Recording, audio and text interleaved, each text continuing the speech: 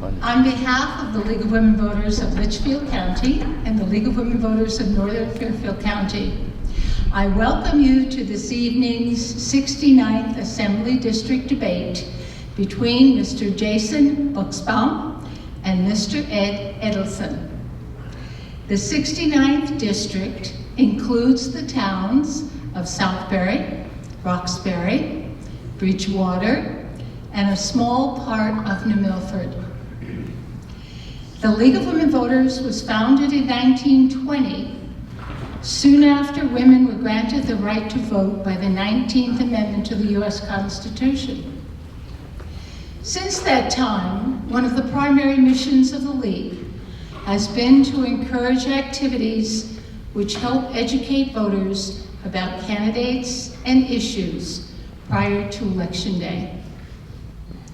For that reason, the League applauds these two candidates and their respective parties for the time and effort spent to organize this debate.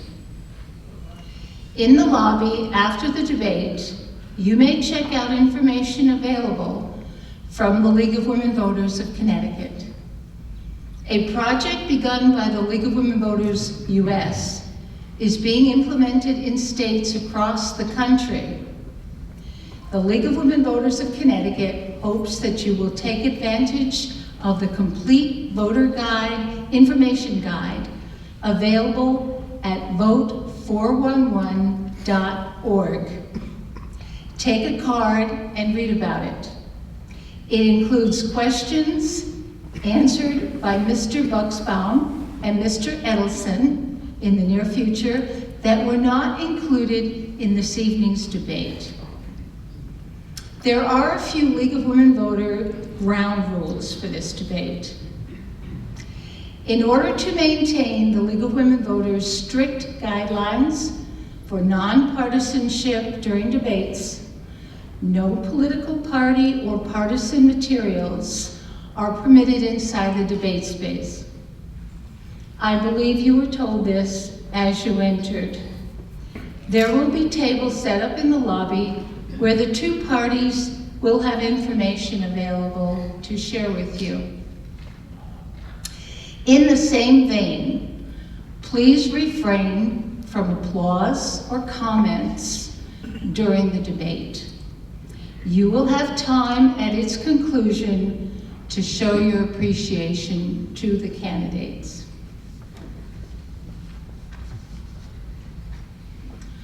The format for the debate is as follows.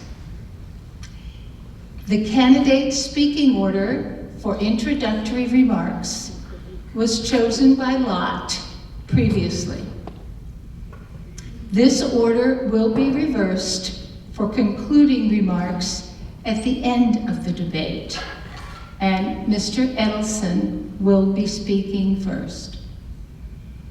The candidate who gave his introductory remarks second will respond first during the question period. I will read the question. Candidate A will have 90 seconds to respond. Candidate B will have 60 seconds rebuttal time. If he chooses to do so, candidate A may have 30 seconds of additional comment.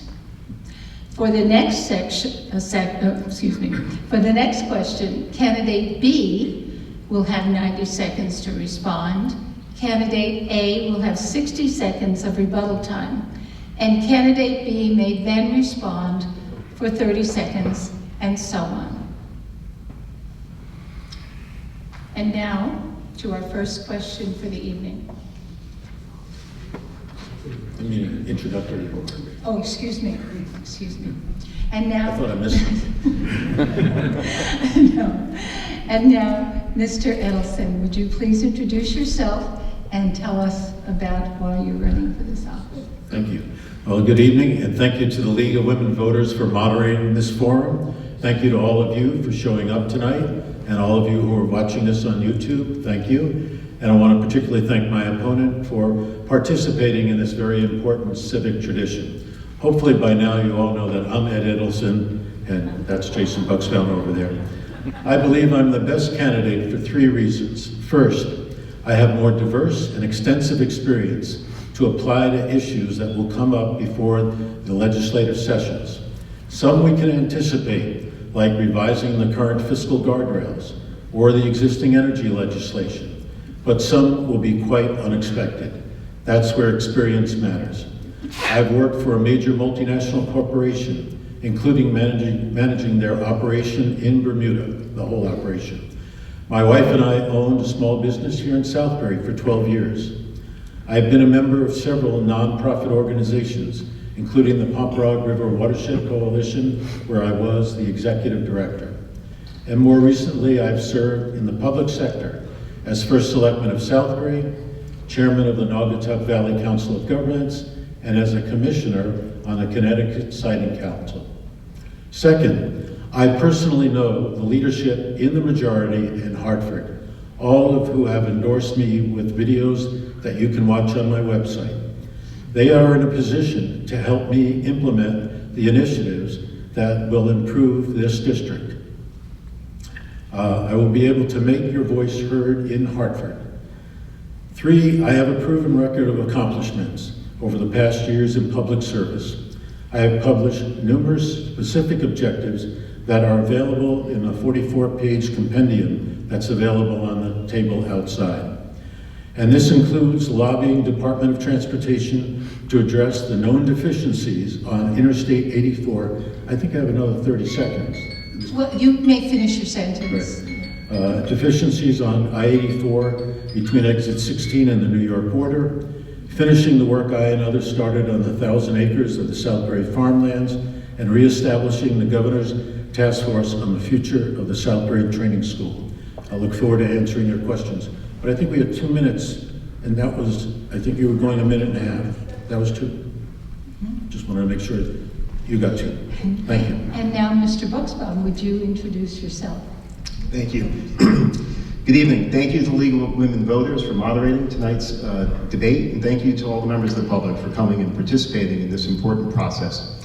It has been my privilege to serve the people of the town of Southbury as a selectman for almost 10 years now. Throughout my entire adult life, I've been engaged in public service in one way or another. I've served on the Board of Education, I've served on the Charter Revision Commission, I've served on various boards and commissions, and I have always prioritized common sense, nonpartisan solutions to everyday problems. I've always worked collaboratively with my colleagues on both sides of the aisle to build consensus and achieve results in the best interests of our community. I'm running for state representative to help build a more affordable, stronger, safer, and more prosperous Connecticut for all of us. Personally, I'm a lifelong Connecticut resident. I'm here tonight with my family. My wife Lauren and I met at UConn Law School over 20 years ago, and next week we'll be married 17 years. We're raising 2 boys here in Southbury in 5th and 8th grade, and they're thriving in our Region 15 public school system. My mother Mary is an immigrant from Italy. My grandfather brought her here when she was 10 years old in search of a better life and the American dream, which makes me even prouder to stand before you this evening. Professionally, I'm an attorney. I'm a partner at my law firm, I chair a municipal group, and I serve as a town attorney to certain area municipalities. I believe that based on my record of government service, my personal and professional record experiences, that I have a deep and global understanding of the issues facing our residents because my family lives it each and every day. I will be your strong, common sense voice in Hartford, and I will be your advocate each and every day as we work together to build a better Connecticut within which to live, work, raise a family, and retire. I thank you for the opportunity this evening to discuss my campaign, and I hope I can earn your vote in this election. Thank you. And now, Mr. Buxbaum, you have 90 seconds to answer this question. Much of the focus is often on attracting and retaining large businesses in Connecticut. What can be done to help attract small businesses to Connecticut and retain the small businesses already here? You have 90 seconds. Thank you for that question. Small businesses are so important to our economy. They're the backbone of our state, and we need to help them in any way we can. I'm proud of the work we've done locally here in the town of Southbury over my 10 years of service. What we've accomplished here is we've been able to manage our budgets, keep our spending low, keep our taxes low while improving services. One of those services that we improved a few years back is we added an economic development director. He's really been a cheerleader for our town. He's helped our businesses, he's helped sell our town, he's helped bring business to our town. We've had a number of businesses open here because we've tried to build a community that's affordable for businesses to thrive. We need to change the mindset in Hartford, and we need to start focusing again on what matters and on helping our businesses. In order to do that, it all comes back to what the biggest concern is for everybody in the district and for our businesses, and that's the cost of living in our state and the affordability of our state. It is very difficult to open, run, and keep a business in the state of Connecticut. Taxes are too high. The regulations are too much. Costs are astronomical, filing fees are out of control. We need to help our businesses in any way we can, and we can do it through the budget process, we can do it through taxes. We need to support our local businesses, because when we do that, when they thrive, then they employ workers, they help our communities, they give back to our communities. It's so important, it needs to be a focus of ours. Thank you. And Mr. Edelson, you have 60 seconds to rebut that. Thank you. So I disagree with the premise of the question to make a distinction between large and small businesses. Businesses is an ecosystem that works together, and the reality, if you look at information or look at the data, is that the biggest customer for small businesses is big businesses. Big businesses really provide the engine for small businesses. I am personally against tax incentives. It's a losing game where one community is competing against another by trying to give tax breaks. It all comes out of our pockets as the residents of the town. And third, I think the most important thing we do as a small community, or as communities, is provide a safe place with quality education and a quality lifestyle that's going to attract the workers that businesses need, as well as the educated consumers that will be buying their products and services. I think that was You time. have 30 seconds if Yeah. you would like to do a rebuttal. Sure, I mean, I think we can help our businesses through our tax structure. Our businesses are overtaxed, we're overspent, the regulations and financing, filing fees are too high. So I think we do need to help them, and then we need to help in other areas as well. The cost of living in the state is out of control. Electricity is at the top of that list, which impacts our small businesses, our large businesses, all our businesses. And there's things we can do to get that under control now, and I'm sure we'll be talking about that later tonight. So I do think there's things that we can do to help our small businesses, and I think we need to help them to improve our local economies. All right, the second question. What is your most pressing issue for the 2025 legislative session? What legislation would you propose to address this issue? And Mr. Edelson, you have 90 seconds. Well, I believe the most important is fiscal stability, and actually that's the most important thing for businesses. I remember talking to Lamont, currently the governor, before he was a governor, about the importance of getting our deficits under control. And for the last 6 years, the state has had balanced budgets, including reduction of taxes. So my opponent is creating the idea that we have this bad environment when we really don't. Going forward, though, we have these fiscal guardrails that people have been talking about, that have been in place for almost 6 or 7 years, that have been extremely successful. But times change, and we need to revise those guardrails. We need a balance, and we need people in Hartford who are willing to look at the various ways we can use what is now significant surpluses of money that is sitting in Hartford. This is so different than when I was first selectman 10, 12 years ago, when we went from one boom cycle to a bust cycle. Now we've got fiscal stability for 6 years that we've had it. We need to continue that, but we need to look at how to spend this money. Should it be more?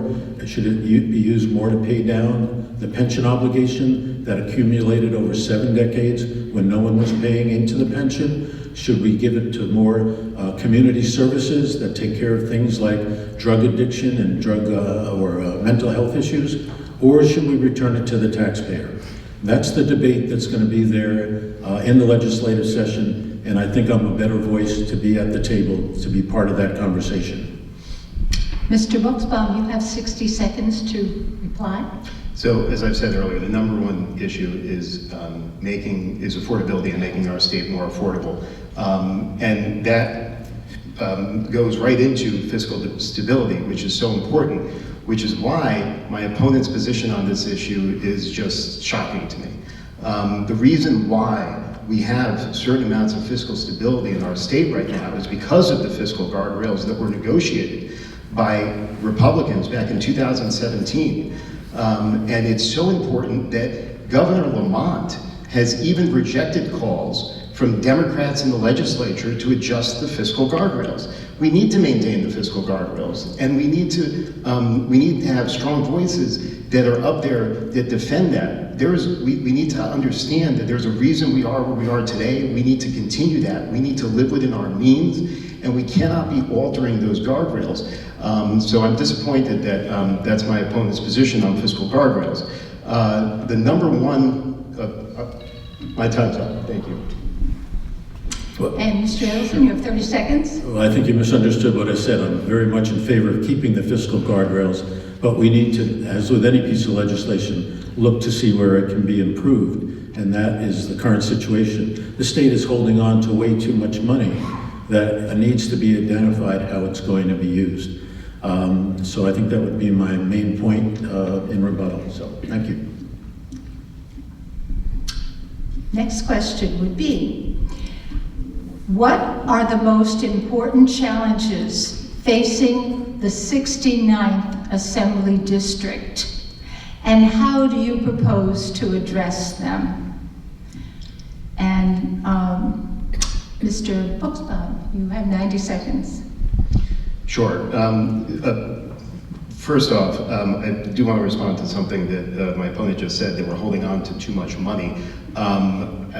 You know, the state still has significant pension liabilities and debt, and we need to keep those fiscal guardrails in place to protect us going forward. As far as the most significant issue, I'll sort of segue into what I was going to talk about with the last question, and that is when you look at the cost of living, the biggest cost that's on everyone's mind right now is electricity costs. And everyone in this room was shocked by it this summer when your electricity rates went up dramatically. You all probably received a mailer from me a couple of weeks ago where I outlined a specific plan on how to address this issue. I've added my voice to a call for a special session in Hartford to immediately address and bring relief to our residents in the 69th district and across the state with respect to electricity.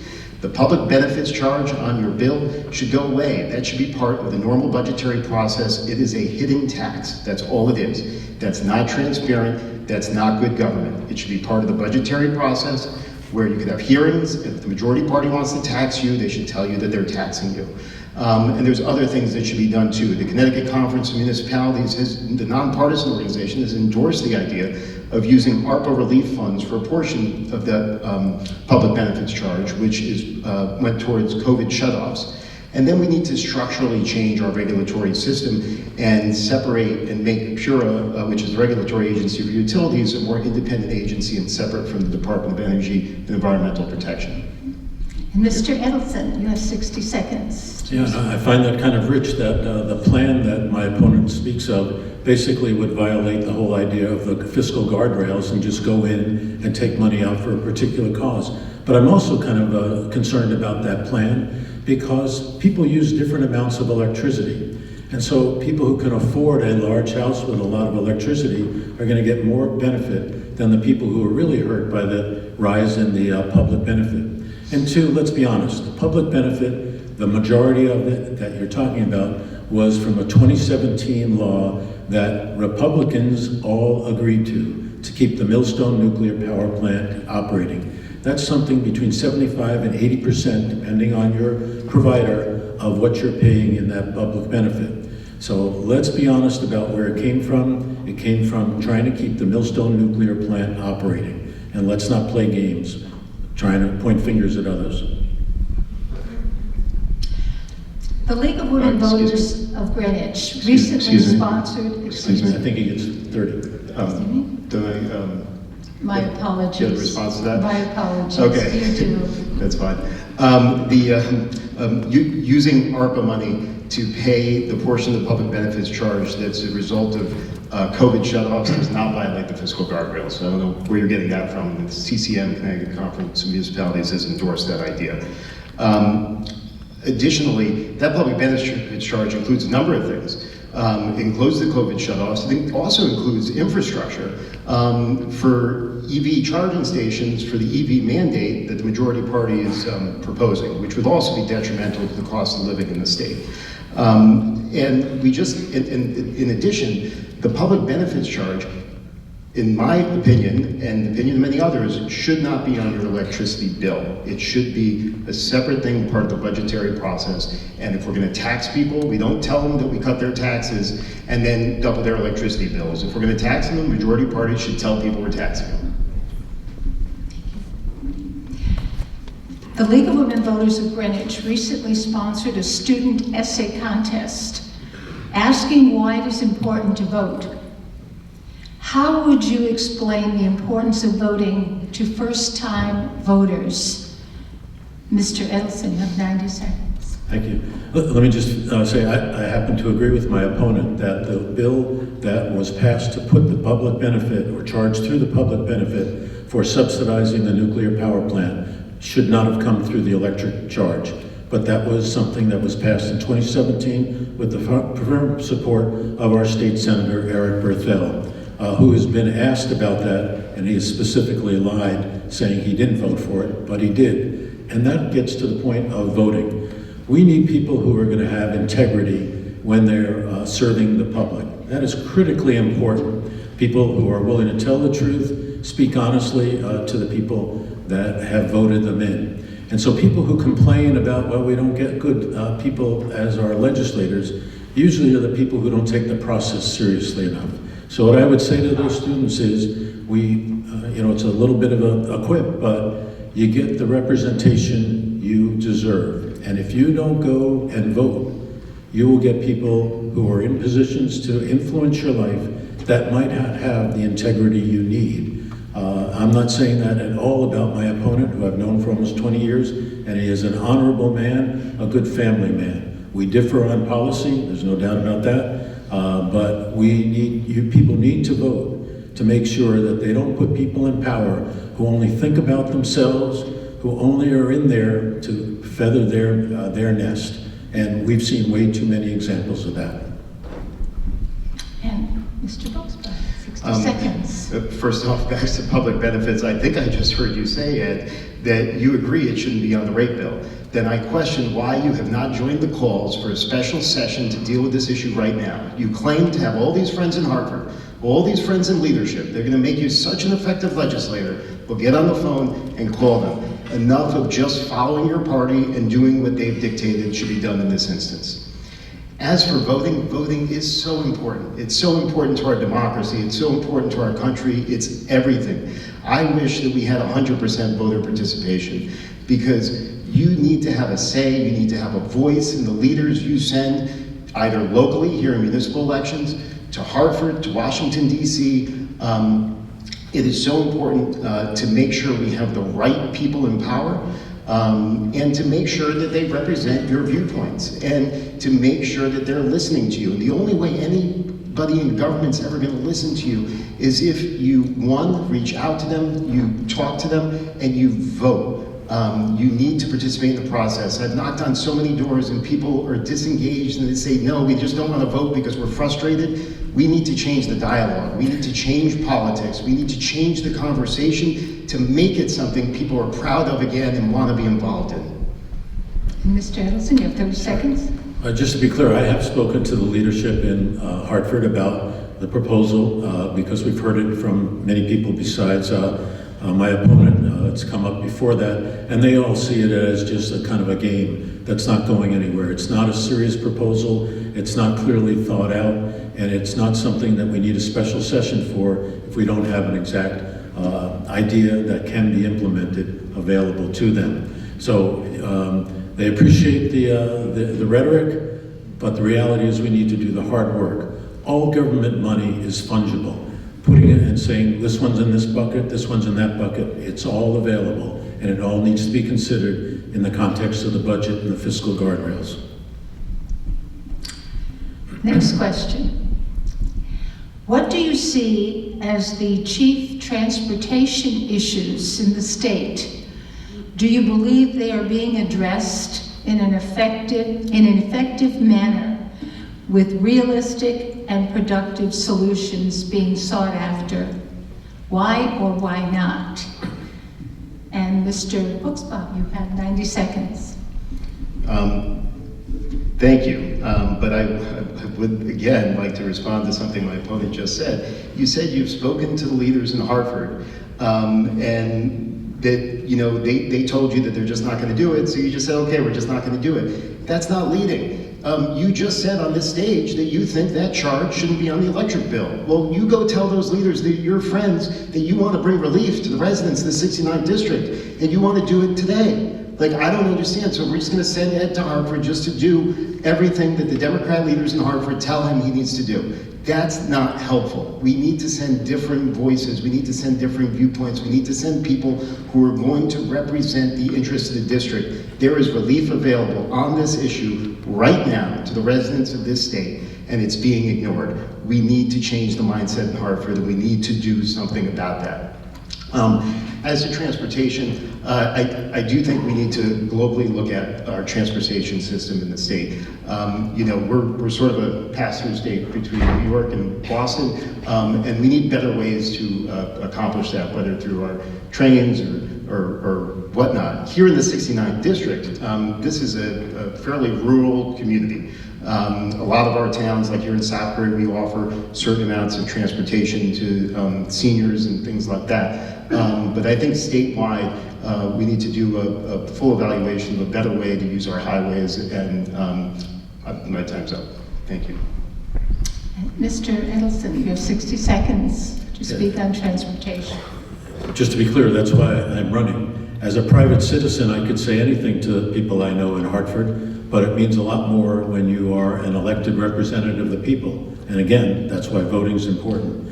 But with regard to transportation, when it comes to small business we were talking about before, or I should say business, the transportation infrastructure is critical. And that's why I've been talking about Interstate 84 almost from the day I started running this campaign. Because it became clear to me, especially as I began talking to people, how this segment of 84 that's not been addressed by the state has become an economic bottleneck for businesses. They can't rely on how long it's going to take to make a delivery. They don't know when a delivery will be made. It's also a personal problem for many of you if you want to make an appointment. So we do need to look at our transportation, which is our transportation infrastructure. I did that as first selectman. I brought in $4 million to address the bridge over the Pomperaug River. That, when I got into office, we found out that had been an issue for over a decade. Nobody had done anything about it. I brought the money in to improve the infrastructure. Next question. Excuse me. Excuse I me. think Do I get a response? Yes. Oh my goodness. Must be painful. you only get one more try. Three strikes. Then we get a new moderator. I get a do-over. Yeah, I get a do-over. That's okay. Turn the page too soon. My opponent's talked about 84 congestion a lot, and he has some information on his palm card saying he's going to solve congestion on 84. At an event in Heritage Village last week, he said he has no solution, but the solutions he offered would really be problematic. He talked about a dedicated bus lane in place of another lane going from Southbury to Danbury. In a recent newspaper article, he talked about tolls on I-84. So when we talk about transportation, I think we need to be realistic, and we need to be careful about the types of solutions that my opponent may be proposing. All right, the next question.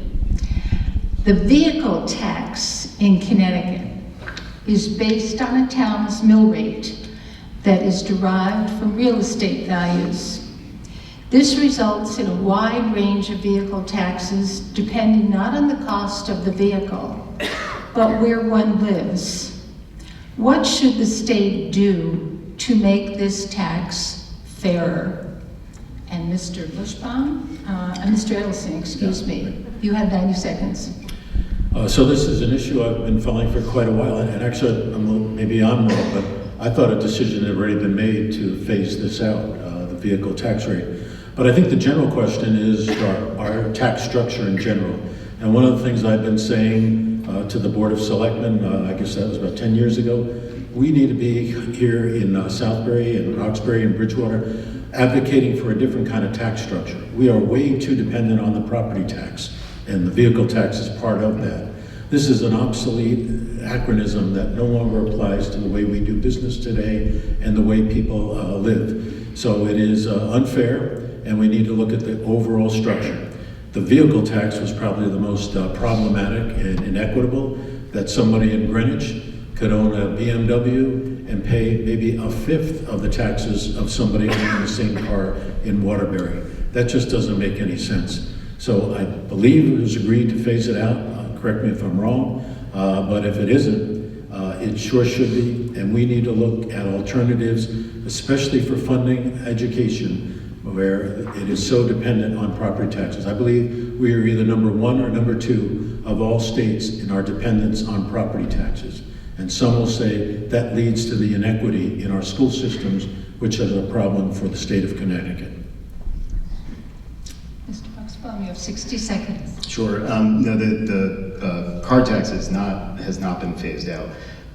What they've done is they've capped the mill rate that you can use to charge for cars. So you can't, if you have a big city with a really high mill rate, like 50, 60 or something, they can't apply that to the cars. That's the way the car tax system works. It's a draconian tax. It's a very unfair tax. Because, like Ed said, the same car in Greenwich where the mill rate's like 10 is a lot different in your tax value than in Waterbury where the mill rate's in the 40s, 50s. So there does need to be further analysis and research and study on how to deal with that. The problem is you can't take that money out of the municipal budget without changing the entire tax structure in the state, because the towns do rely on it. And that would be a significant hit to municipal financing. So it's a great idea to say, oh, just get rid of the car tax. That would be great. We'd love to find a way to do it. We need to do these things carefully. We need to look at it realistically, and we need to study it to try and find a way to make it fairer for everyone. Thank you. Mr. Ellison, you have 30 seconds. Yeah, I just would like to clarify, I know you weren't at the meeting where I spoke about I-84, but what I've tried to say consistently to everybody is, what you do as a legislator, you don't propose solutions to transportation problems. You make sure the right priorities are established and being followed through. And what we have seen is this segment of I-84 from 16 to the New York border has not been a priority. If I'm elected, I will use my office to make sure the DOT understands this must be a priority because, well, the state has put money elsewhere on 84. Very simply, it's our time, or our turn. Now it's your turn.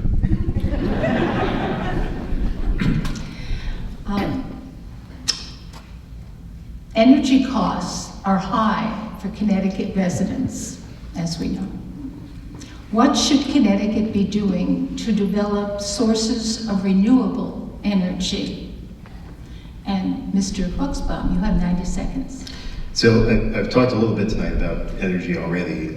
Energy costs are astronomical, and we've talked a bit about the electricity costs and what's just happened there and things that can be done immediately to bring relief to taxpayers, and I think we should be absolutely doing those things.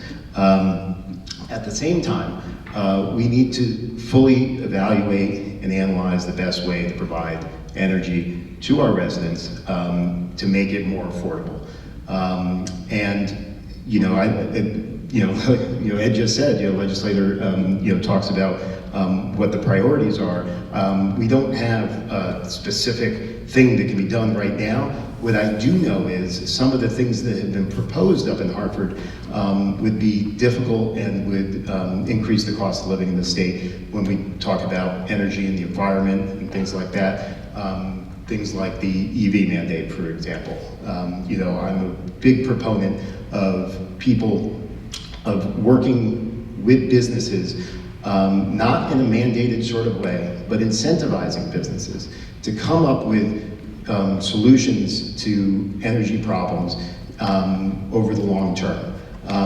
We need to develop public-private partnerships, work with businesses, incentivize them, but we can't be mandating our residents to buy certain things they don't want to buy, or mandating to businesses that they have to comply with something by a certain date. It just doesn't work, and it doesn't lead to the results that everybody wants to get to. Mr. Edelson, you have 60 seconds. Right. So number one is we've got to improve our transmission system. We are sitting on a gold mine right outside of our borders. We're in the off of Cape Cod, off of Martha's Vineyard. Estimates of 300 gigawatts. That's a huge amount of electricity, but we can't move it to where it needs to go because our transmission system is so outdated. The federal government's been talking about doing this for years and years, but could not get bills through Congress, and it's very unfortunate that we're becoming a third world country when it comes to our transmission system. Second, we got to keep worrying about reliability. And third, I'll point out the importance of providing solar incentives. And that doesn't have to be money. One of the things that I really enjoy about door knocking is when I knock on a door of a house that has solar, and they say, you know, that's because you ran that solarized Southbury program back in 2014 to help us find out how we can get solar energy on our houses. And those people are paying $18 a month for their electricity. That's a nice price. That's the future. Mr. Buchbaum, you have 30 seconds. I'll just comment on the solar portion. I was actually at someone's door last week who was talking about the manner in which that system is regulated and how it becomes more costly to implement it. And I think what we need to do is we need to have more of it, but we need to incentivize business and regulate in a way that's going to promote these items, but also make them more affordable. And that takes sort of long-term planning and analysis and strategy development. Connecticut supports farmers by having different tax rates for farmland and equipment. Can these lower taxes be extended to the homes they live in? Are there other ways we can support family-owned farms in Connecticut? Mr. Edelson, you have 90 seconds.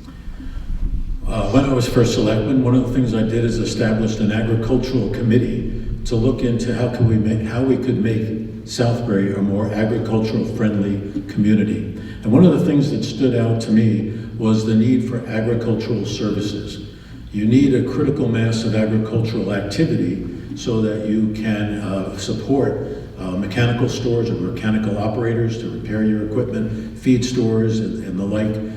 And so that's why I believe what we've done here in Southbury is so important with the Southbury Training School. Putting 1,000 acres of prime farmland back into production that the state abandoned some 40 years ago has been a major boost to the agricultural community around here. Hopefully many of you have been up there, seen Hidden Gem orchards, a brand new apple orchard using really very interesting techniques. These people, and we're giving them the ability to get land at low prices because they're leasing. They don't have to buy the farm. That's how we can encourage more farming, is looking for opportunities like that. Now, as I say, what they need to do is remove the dilapidated and dangerous farm buildings that they promised back in 2015 that they would remove. But 9 years later, they haven't. Why is that? Well, maybe my opponent can address that. Mr. Buchbaum, you have 60 seconds. Sure. Farmers are such an important part of our community and our state, and we need to support them in any way possible. You talked about the taxation on farmlands. You asked if you can extend that, those tax benefits to other properties owned by farms. And there's other exemptions for farm equipment and things like that. And I think we should certainly look at that and find a way through the tax structure to support farmers in any way we can. And another way that we do it is by keeping costs down elsewhere. Just like any other business or family, farmers are feeling the brunt of increased costs here in this state and how hard it is to do business. And you know, recently, everyone knows we had the recent flooding in Southbury back in August, which is a devastating event for our community. Many people lost everything, and the number of farms were devastated during that. And I was disappointed in the early stages of that, where the state came in and they had loans and money for businesses, and there was money for other things, but the farmers kept yelling and putting their arms up and saying, what about us? Like, why aren't you helping us? Why can't you support us? And we need someone that's going to go to Hartford and advocate for them too. And Well, Mr. I think I Anderson, get you have 30. 30 seconds. I couldn't agree more with that, and that's what I did when I was in office, and that's what I'll do as your legislator, is represent the farming community. That's what I did when people have been talking about the Southbury farmlands for a decade or more. But I got the ear of the governor. I got the governor to work towards legislation, working with Representative Arthur O'Neill. And when the governor came out here to sign the bill, it was a ceremonial signing, but he did it at the training school. He went out of his way to give me credit because I was that voice in Hartford, to the point where I think some people are a little annoyed. That's all I ever talked about was the Southbury Training School farmlands. But we got it done. That's sometimes what it takes. Connecticut has the largest number of acres of state parks per capita in the country. Issues related to climate change and invasive species, etc., affect the well-being of Connecticut's parkland. How important a priority should this park system be in the annual state budget, and why? And Mr. Buxbaum, you have 90 seconds. Thank you. Just real quick on the Southbury Training School and the farmlands. My opponent was certainly first selectman when that occurred. He certainly had involvement in it. But the lack of appreciation for the work that had been done for years before you got to that point, before he was even first selectman, to accomplish the preservation of those acres with our state representative, with the Southbury Land Trust, with the leadership in Roxbury. So many people were involved, and it disappoints me that my opponent repeatedly just likes to take credit for that. There is a lot that, it's a team, and we need to acknowledge that, and that's what good leaders do. The environment is crucial. It is so important to us. Here in the 69th district, this is not a partisan issue. Oftentimes, Republicans get a bad rap when it comes to the environment. That's not the case here. We care so much in this district about our open spaces, about our natural resources, and I'm proud of the work we've done locally. We've expanded open space land here in the town of Southbury. We've supported the Pomperaug River Watershed Coalition through budgeting and other efforts. We've helped the Southbury Land Trust acquire land. We've signed on to Sustainable Connecticut. We've just reallocated some ARPA funds to help Sustainable Southbury in their efforts at the transfer station with the food scrap program. Region 15 has been a leader with solar arrays at the schools. These are important issues. And, I think we need to continue that, and I think our park system is a priority. It needs to be kept a priority, and I would certainly advocate for it as a legislator. Mr. Edelson, you have 60 seconds. Yeah, when it goes back to what we're talking about business, and my view that we have to create a high quality of life, I think our parks, our hiking trails are really a gem here in Connecticut that sometimes doesn't get enough recognition. People think they need to go up to Maine, go to Vermont to go hiking. I see some of the people that I go hiking with every week to go to various trails all around this part of Connecticut. And every time we go out, we're just sort of wowed. That's what has happened. But sometimes we're pretty disappointed with the way some of these parks and some of these trails are maintained by different towns. Some do a great job, some don't do such a great job. So we do need more consistency and help for making sure all of the parks are well maintained.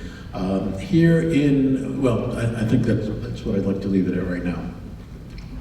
Mr. Edelson, you have 30 seconds. That's Mr. Edelson. Excuse me.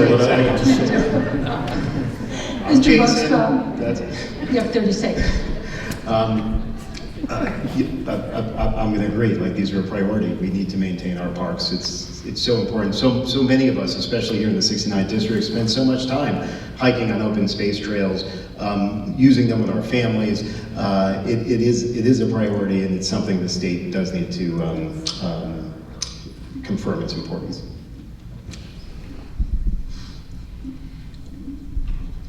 The Citizens Election Program in Connecticut is intended to reduce the influence of money in state politics and encourage more competition. Participating candidates agree to contribution and spending limits. House and Senate candidates are limited to accepting individual contributions ranging from $5 to $320. House candidates are required to raise $5,800, and 150 contributors must reside in the district. Did you apply for public financing? And it would be a limit of $36,500 for the House. And how did that affect your campaign? And Mr. Edelson, you have 90 seconds. Well, I say this is one of the special things about Connecticut, that we have this legislation that was passed by Democrats. And when you think about it, it was pretty amazing to get incumbents to pass this legislation, which created a level playing field when an incumbent is running against a challenger. I know for a fact we're both under this program, and so we have a level playing field. And I think it's a great program, but the sad fact is, meeting after meeting that I go to, most people have never heard of it or don't understand it.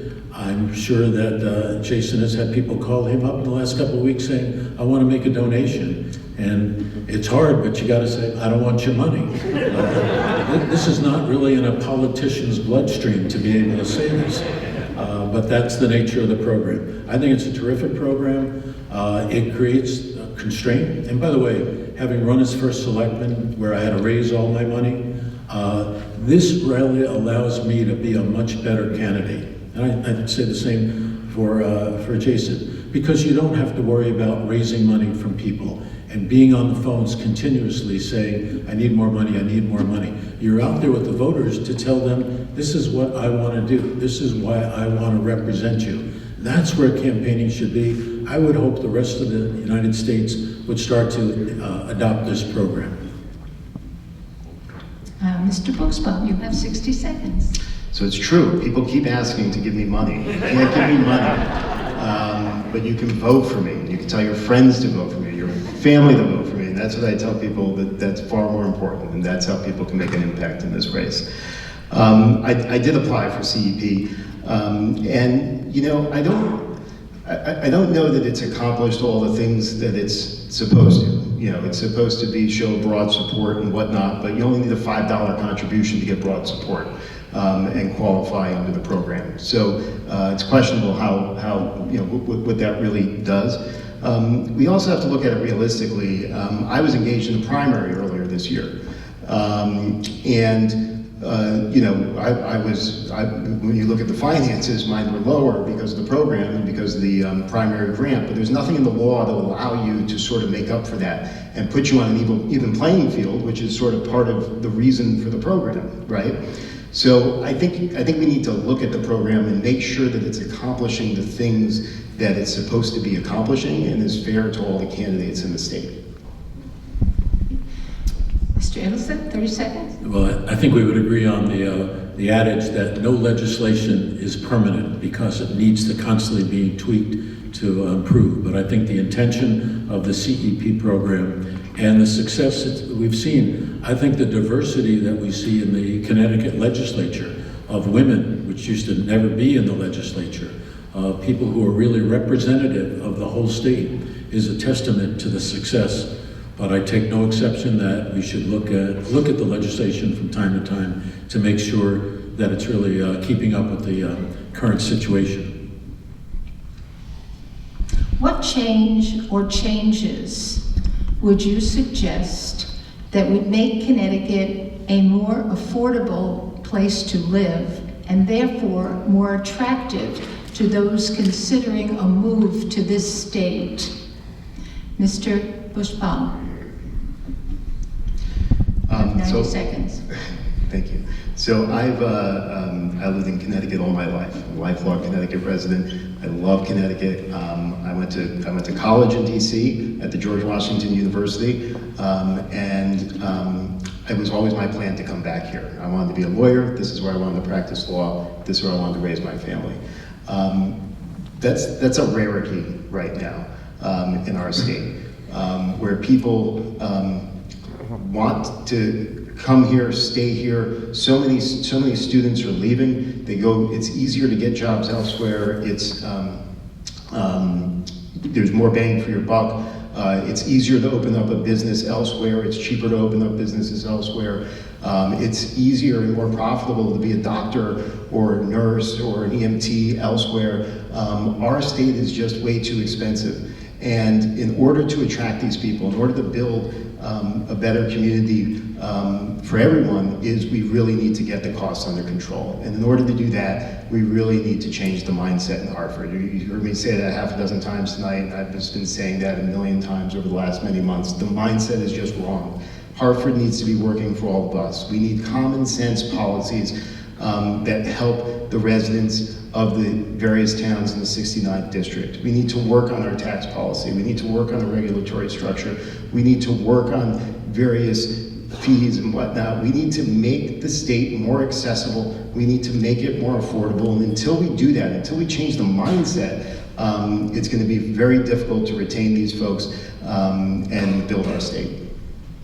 Mr. Edelson, you have 60 seconds. You know, I hear this about affordability and Connecticut being more costly than other places, and I've heard that every place I've lived, that wherever I live, they say it's more expensive there than all the other places.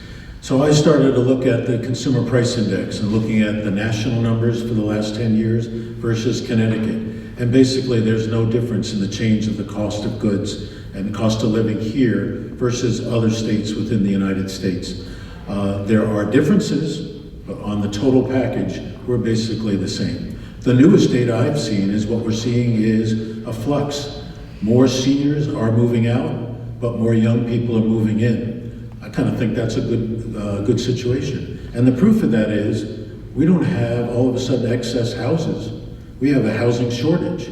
If everybody's leaving, how come we have this problem that we need more housing? Well, I think the reality is because different groups of people are moving in and need different types of housing than the people who might be leaving. But that's an adjustment process. That's something, to use a phrase, common sense should lead us to some solutions to that, but not wringing of our hands. Mr. Buxbaum, 30 seconds.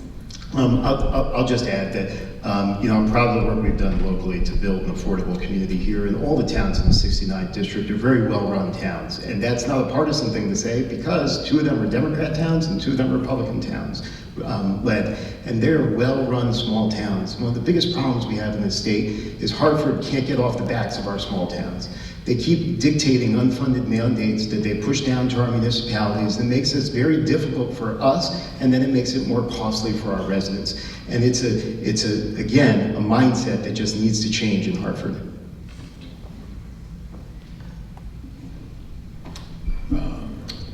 And now, I'm looking at the time that we have. The debate is supposed to end at 8 o'clock, and we have a closing statement to be made by each of our candidates. And so Mr. Buxbaum will give the first closing statement. You have 2 minutes to give your closing statement. Thank you. Thank you again to the League of Women Voters, the moderator for your great work tonight, and our amazing timekeepers. As we saw here tonight, the contrast between the 2 candidates couldn't be clearer. I am the candidate up here fighting for a more affordable Connecticut, fighting for lower electricity rates, lower taxes, controlled spending, common sense fiscal policies in Hartford. My opponent wants to adjust the fiscal guardrails and refuses to call for a special session, even though he admitted tonight he agrees with some of the reasons we should call it. I'm the candidate who's fighting for enhanced public safety. I am proud to have been a strong supporter of our local law enforcement, for them to support me. I've been endorsed by the Southbury Police Union, the Connecticut Fraternal Order of Police, and I believe we need common sense public safety initiatives advocated for in Hartford. We need to make sure criminals are held accountable and that those that protect us are supported. I'm the candidate fighting for local control against mandates. Our small towns in the 69th district need a strong voice up in Hartford. They need someone who will listen, who cares, who understands their needs, and who will ensure that our small towns can be in control of our zoning and our development and our education. It is so important. The majority party in Hartford is on the verge of a veto-proof majority. That's why there is so much interest in this race. That's why the state party is funneling money and resources into my opponent's campaign. A veto-proof majority makes the governor irrelevant and eliminates checks and balances in government. I reject that. I think that leads to bad government. We need differing viewpoints up in Hartford. We need people to go up there to argue for us, to fight for us, and to try and change the dialogue. We've heard tonight that my opponent just wants to follow the Democrat leadership. That's not acceptable. So I thank you all again for the opportunity to discuss my campaign with you here tonight. For more information about me, my website is jasonforct.com. Please call me or email me anytime. I'm happy to talk, and I hope I can earn all your votes either on November 5th or early voting starts on Monday, October 21. Thank you. Mr. Edelson, you have 2 minutes. Sure, thank you, and thank you to the League of Women Voters. Again, thank you to all for staying the whole time. I thought most of you would walk out about 30 minutes ago, but you made it through it, so I do appreciate that. I agree that I think we've portrayed here for you 2 very different candidates who will be very different representatives. Although I didn't realize our race was considered important, I do realize that it's pretty much common knowledge that the Republicans will lose more seats this session regardless of what happens here. So it is unfortunate that we are going to have a one-party rule in Connecticut or in Hartford. I believe very strongly you want 2 equally strong parties. And 7 or 8 years ago, that's where we were, 50-50. 18 senators Republican, 18 senators Democrat, similar in the House. But what happened? Well, the Republican Party started to put forward ideas that the people of Connecticut said, we don't like those ideas. And they started getting defeated. So now we're already at 2/3, 1/3 in the Senate, and basically the same in the House. What the Republican Party needs is better ideas. What the Republican Party needs is to figure out how to negotiate in good faith so that the Democrats will say, we will bring you into the room to negotiate. But we're not going to bring you in if what happened with what I saw back in 2015 and 2016, when Republicans walk out of a negotiation that they supposedly had agreed to and say, we no longer agree with that. Well, why did you come into the negotiate in the first place? You know, I like a phrase from John Madden, a football coach, who said at any point in time on the field, he said there were 3 types of players: those who make things happen, those who watch things happen, and those who have no idea what's happening at all. I believe that if you vote for me, you will have a representative, finally, who's going to be able to make things happen for this district in Hartford. Please vote. Thank you. I want to thank our 2 candidates who are here this evening on behalf of the League of Women Voters, and both parties which worked very hard, I can assure you, to make sure that this debate happened. And now I invite you to show them your appreciation.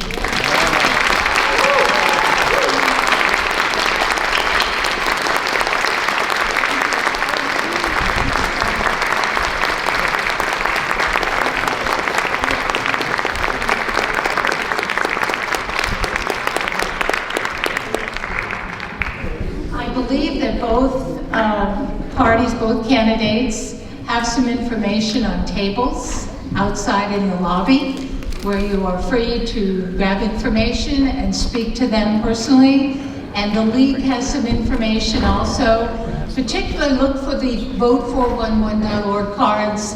It will tell you everything you need to know about voting, guaranteed.